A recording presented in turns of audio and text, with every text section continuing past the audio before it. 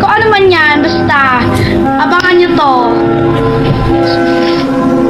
So, mga kamay-may, andito na tayo. Kasi, 1, 2, 3, go.